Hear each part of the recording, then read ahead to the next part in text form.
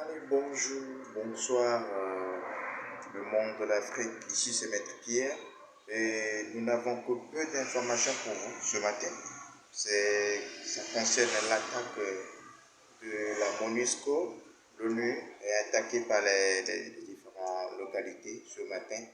Et c'était vraiment très effrayant. Les postes de l'ONU, tout a été attaqué, les casques bleus, 6 blessés, 6 morts, plusieurs blessés. Voilà, donc voilà la vraie information. Il y a 6 morts et plusieurs blessés. Donc il y a trop de la démagogie, il y a trop de bagarres, de l'embrouillement, il y a des querelles dans le pays. Tous les soldats sont attaqués et il faut une intervention des hélicoptères pour venir en fait secourir les forces de l'ONU qui sont là pour défendre la paix.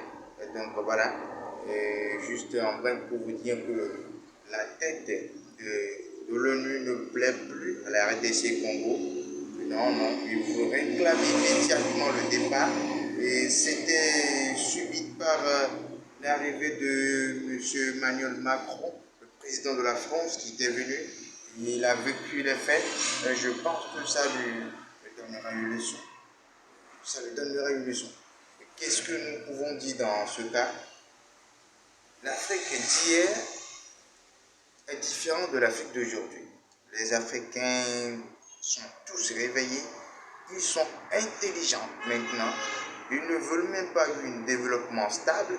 Ils réclament un développement avec une industrialisation directe en même temps. Voilà. Ils ne veulent même pas la stabilisation parce que les enfants d'aujourd'hui sont réveillés. Leur vie, leur avenir sont en danger. Ce n'est pas les étrangers, nous disons ça toujours sur les réseaux sociaux, que ce ne sont pas les étrangers qui vont venir assurer la sécurité. Non, tous les attaques sont financées depuis l'Europe. Nous le disons ça tous les jours. Et si vous voulez, nous lançons également un message que quelqu'un dans mon interview m'a dit ça ce matin. Il a dit qu'ils sont conscients que la France défend ses intérêts.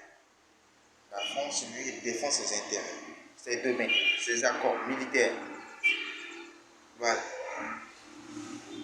Donc ici, c'est comme un champ, ses économies. Mais malheureusement, les enfants d'aujourd'hui sont réveillés. Ils sont intelligents comme vous. C'est ça le problème, M. Macron. Donc si la France veut vraiment toujours défendre ses domaines, il va falloir par la voie de la diplomatie et de la négociation. Vous devez vraiment négocier. Vous laissez carrément les Africains s'occuper de leurs affaires. Pour éviter, parce qu'ils sont maintenant conscients que ce sont les Européens qui financent. Je vous ai dit ça de ce qu'aucun Africain ne devra pas aller financer le terrorisme, tout ça là. Tout est financé depuis là. Vous voyez? Et ce sont les pauvres, les démunis qui sont utilisés dans ce genre d'opération. Et c'est grave. Merci. N'hésitez pas de souscrire à mes nouvelles infos. Nous allons bientôt vous envoyer des vidéos de réalité, de l'actualité. Merci.